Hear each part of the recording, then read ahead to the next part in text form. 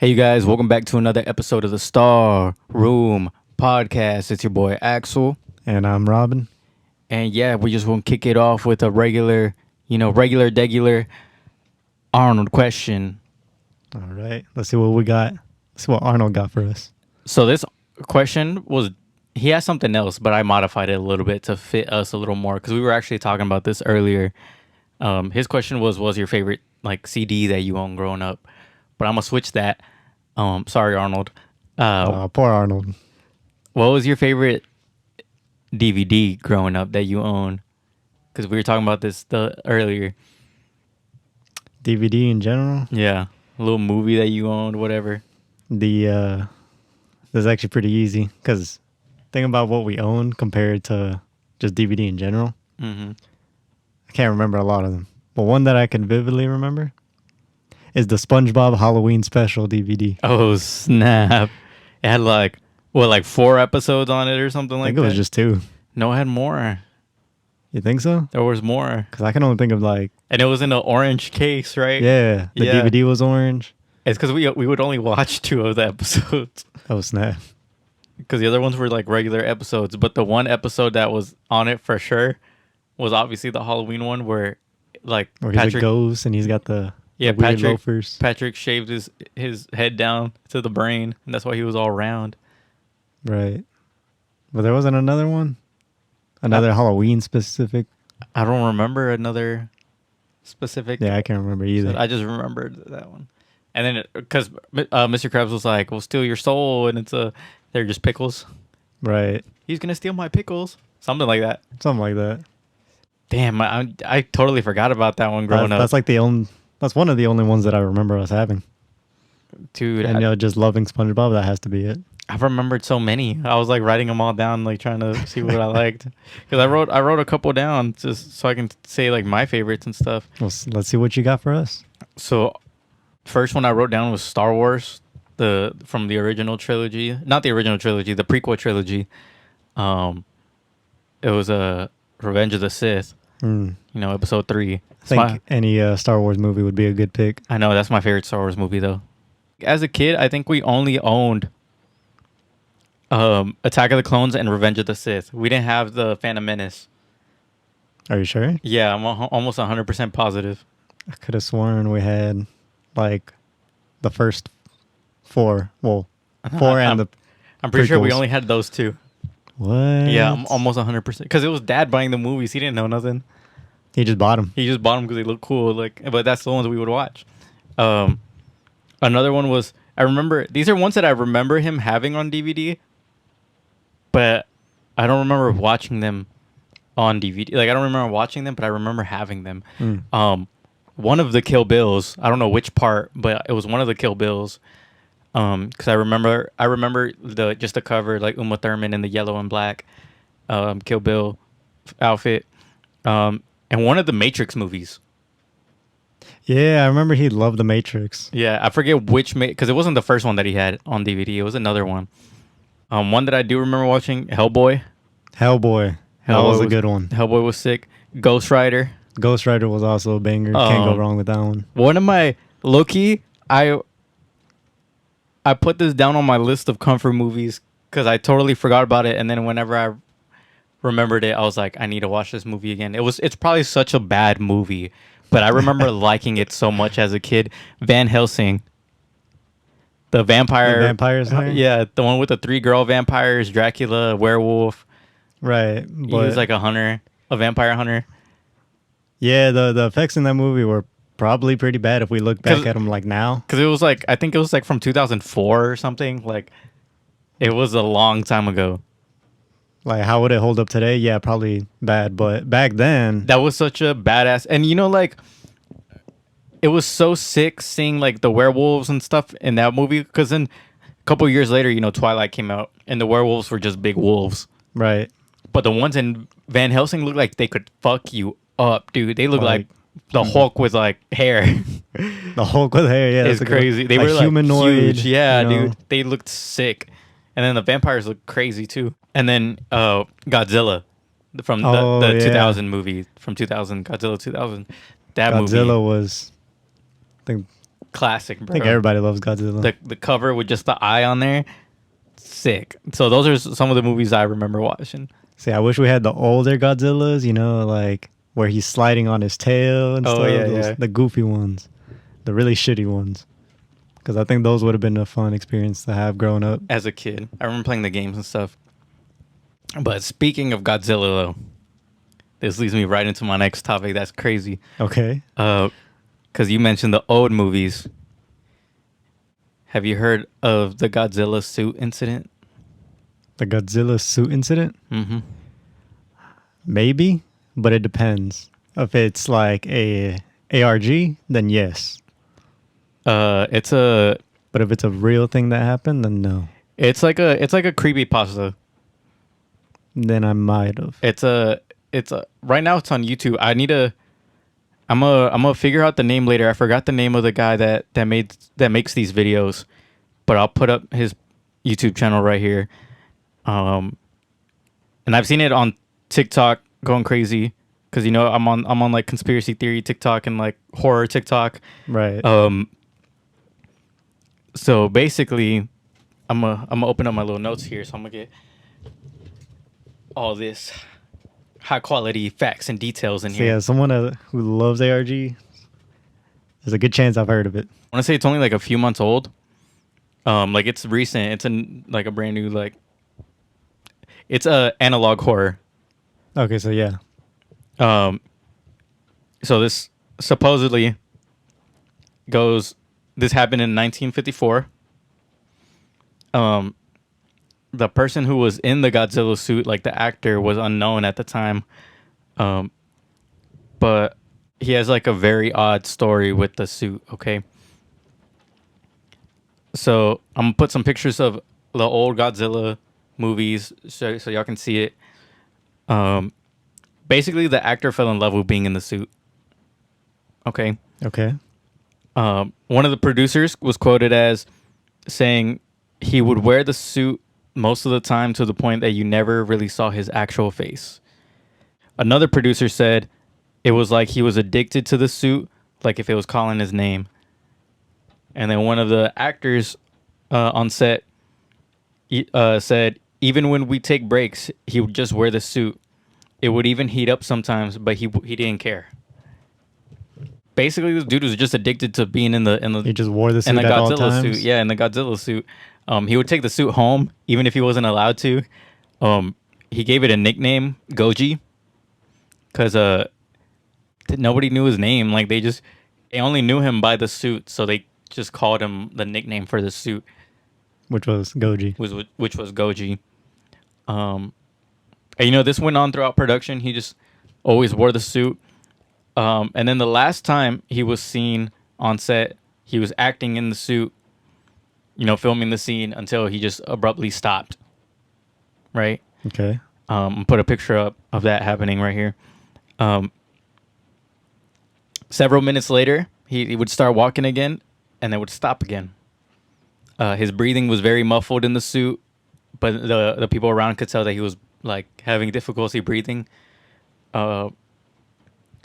At first, the director thought it was a joke, so he went over and like nudged him, but the guy wouldn't move. A couple minutes of just the muffled breathing go by, and the director just tells somebody to check the suit, like take him out, take off the suit. And what they saw left them horrified.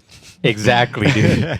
So the man that was in charge of the suit and stuff, he opened up the costume to see that he was growing into the suit. Like his skin was melding with the suit itself. Flesh ripped away as he opened the pocket where the actors enter the suit. So basically started peeling him, you know what I mean? Yeah, the suit was now his skin. He just became one with Godzilla. He deformed to the point where he was filling the rest of the suit inside. Say, no, that's nasty. And I'll show y'all a picture of like it wasn't a picture of him. It was a diagram of like how they expected to see him, and then this is how they actually found him fused into the suit. It's a quick little video, but the guy in the YouTube channel makes more. Like he has multiple And apparently there's multiple incidents with Godzilla suits, like one with Mothra, one with They're like continuations. yeah. So the guy continues the story. He continues the story of the guy with that's melded into the You suit. just keep adding more characters, basically. Yeah, more characters and more like behind the scenes stuff, like what happened to the guy, and it's just very interesting the way people. It's kind of like how the back room started with just one thing, and then people kept adding on to it. They just keep adding lore to it. Yeah, exactly. More and more lore. I think it's super interesting. It kind of creeped me out the first time I saw it because the way it's edited and filmed is like, it's just creepy. Like they make it look like a VHS tape, you know? Yeah, that's analog hoarders. Analog horrors, like whole thing. You know, they try Yeah. to like make things look antique or like lost film, stuff like that. Exactly. And I saw That's it what I love about it. when I saw it on TikTok, and like, you know, TikTok always puts like creepy music behind it and stuff. And I'm just like, I'm like in my bedroom, like 3 a.m, lights all the way off, like under a blanket, just being like, oh my God, it's so scary. All spooked out and shit. Yeah, bro. And it is a creepy little story. And obviously it's fake, right? But it's fun to look into. Plus, imagine if it was real. Dude, that would, because so one of the comments on the video said that it was based off a true incident, but it didn't happen like that. Like, obviously, his skin didn't meld. Yeah. So what happened in the real life incident? The actor in the Godzilla suit, like they had to put up like pyro, like for the movie, like the little buildings exploding or whatever, and he got electrocuted through the suit.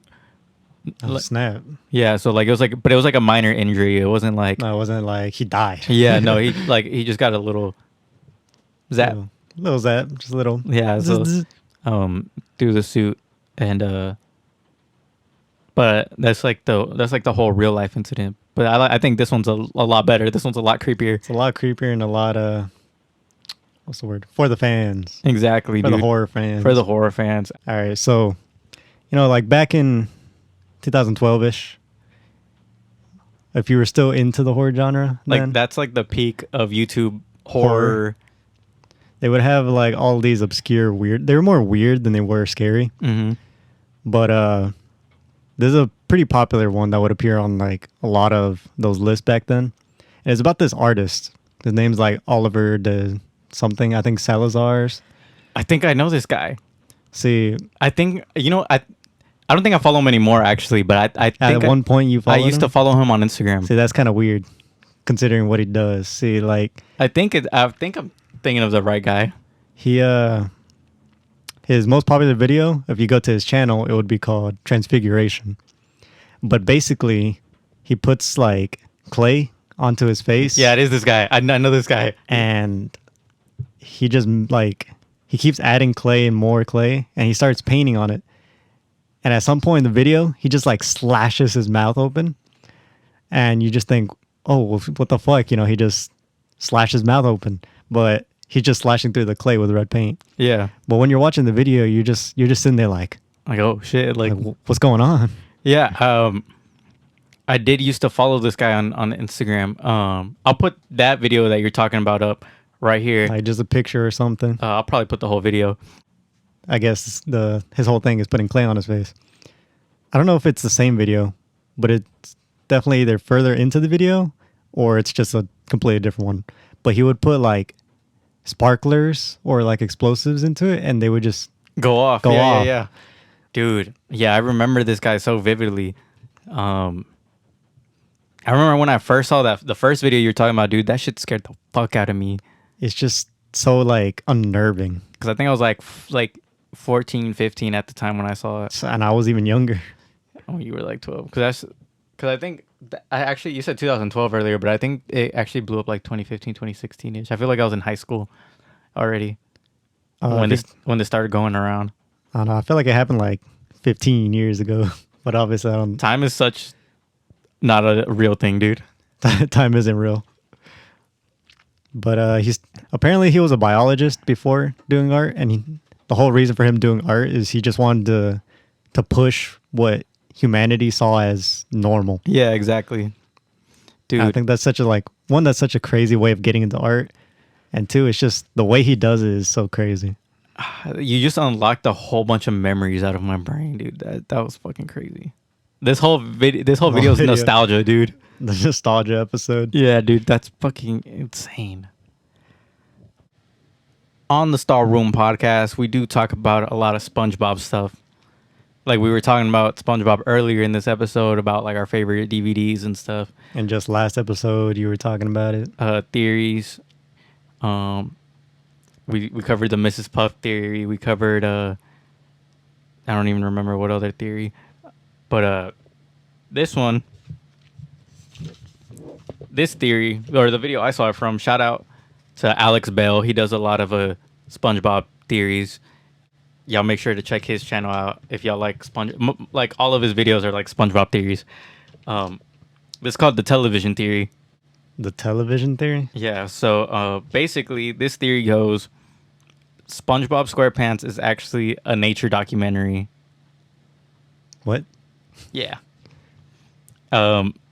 Basically, it's a documentary about intelligent sea creatures that act like humans, right? Because that's what Bikini Bottom is. And I'm gonna throw some pieces of evidence out, and you can tell me how you feel about it. Okay. In the old DVD bonus video, it actually shows how humans examine and videotape the inhabitants of Bikini Bottom. So the one that's already like they just straight out said it that they're watching They're watching SpongeBob. They're watching SpongeBob. They said that they chose 6 inhabitants at random, which were SpongeBob, Squidward, Patrick, Mr. Krabs, Sandy, and Plankton. You know, the 6 main characters. But Sandy's not an aquatic creature. We'll get to that. Okay.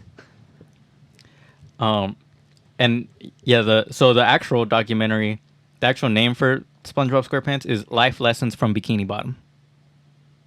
Because they said that they were like, yo, yeah, we're filming it. And then they just showed the title, Life Lessons from Bikini Bottom. Oh, okay. Some more evidence. In one episode, SpongeBob goes to take his driving test, right, as he does. And boating he actually... test. His boating test. Got to get it right. Trying to get his boating license. And he actually runs over the cameraman / narrator. And you can see him on the ground, like in scuba gear and his camera and the goggles. I don't know if you remember that episode. Nah, I can't say I have. I'll show you. I'm gonna put it up here, bro. The PNG is fucking crazy.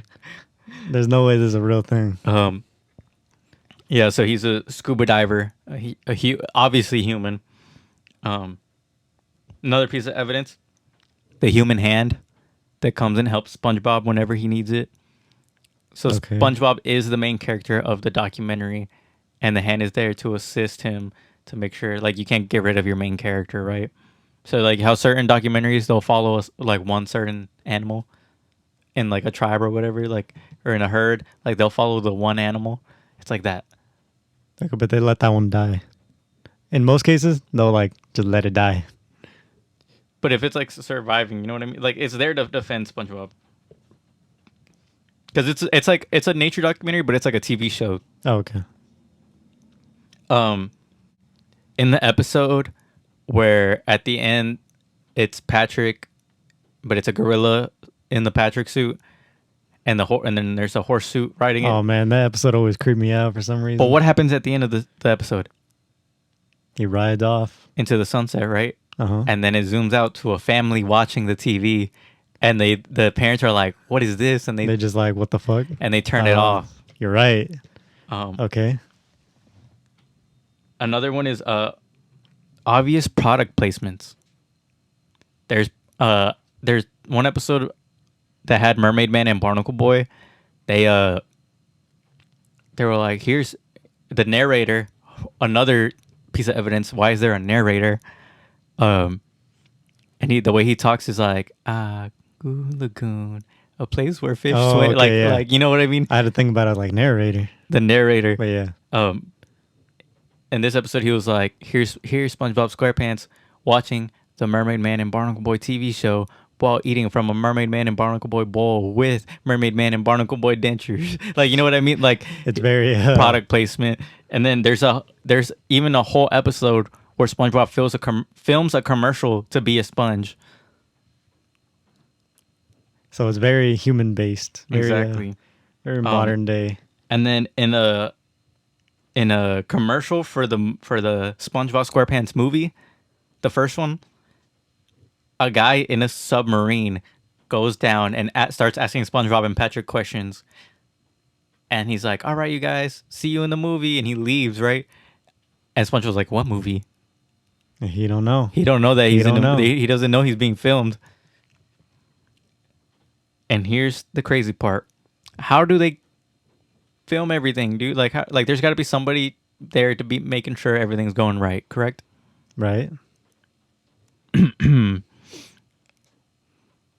We're gonna call Sandy Cheeks to the stand. Oh, snap. In the episode Feral Friends, a green moon comes out and turns all the main characters into like unevolved versions of themselves.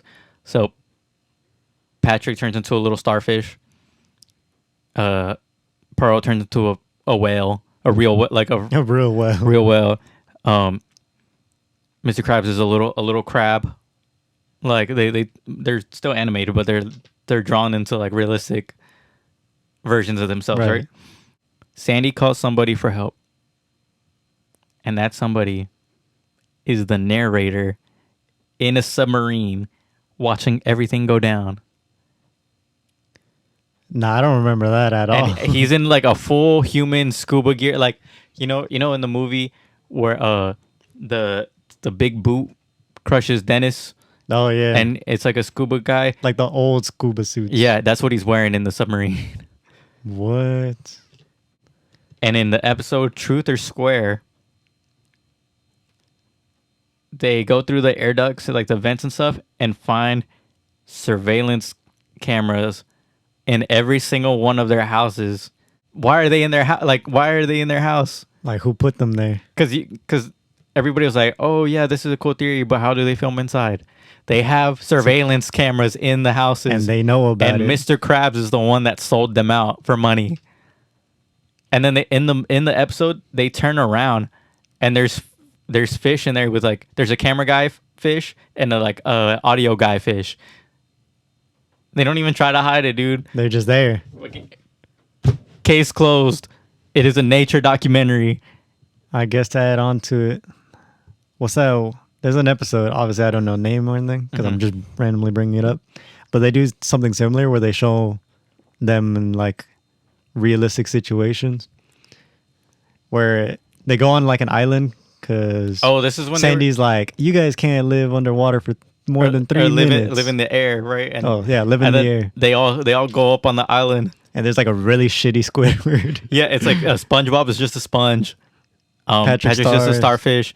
Mr. Krabs is just a crab. And then, come on, Squidward, come on. And then he comes out and he's like, what? And it's like a really shitty clay figure. It's a whole octopus, but it just has Squidward's face on it.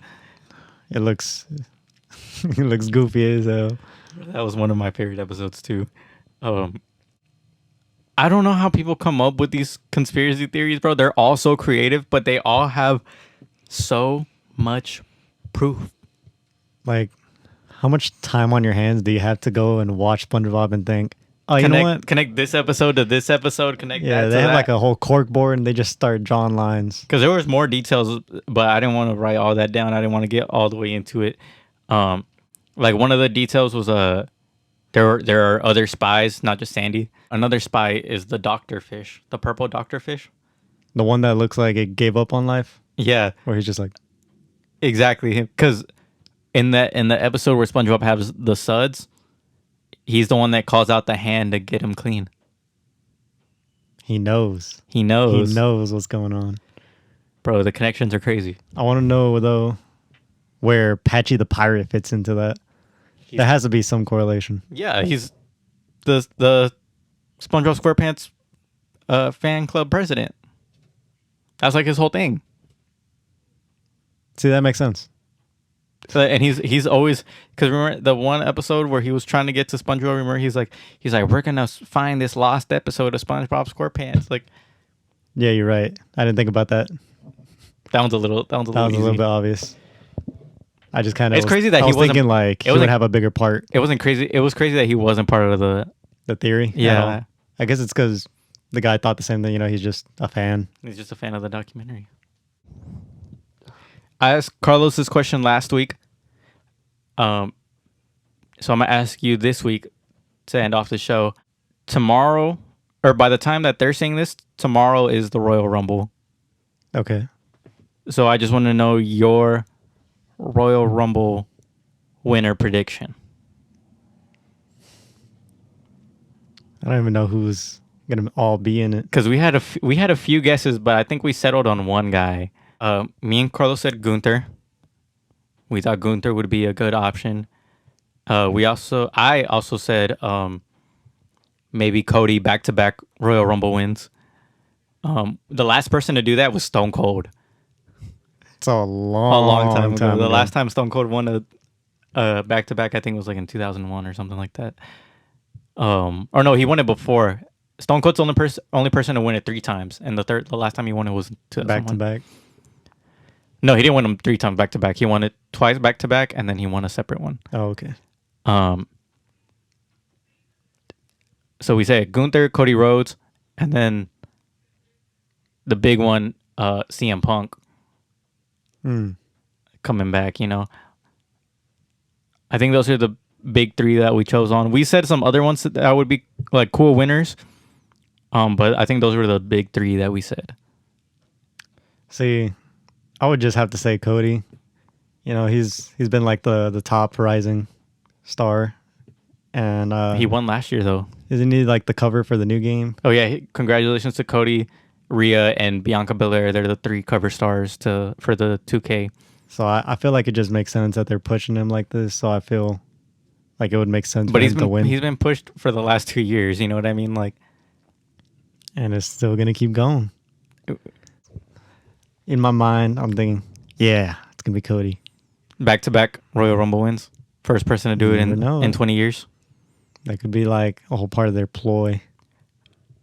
I don't. To be honest, there's so much shit going on with WWE right now. I It could don't be even know. anyone. There's so many faces right now, but all the faces are all fighting Roman right now. Okay, Who do you think is gonna win the Fatal 4-Way for Roman's title? Got to be Roman Reigns. It's gotta be. I think Bro, Roman that will Fatal 4-Way interfere. is stacked, bro. I think Roman will interfere Who's- and save Roman in order to defeat Roman. It's got to be. We got LA Knight Nah. versus Randy Orton Nah. versus AJ Styles See, now, versus Roman Reigns. I think it's going to be Roman. It's obviously gonna be Roman, right? There's no way. Why would they, let him end the streak? I don't see him losing anywhere but WrestleMania. It has to be like a big event, huh? Do you think he's gonna lose this year at WrestleMania? No. No, I think there's a chance, and I think that's what the fans want.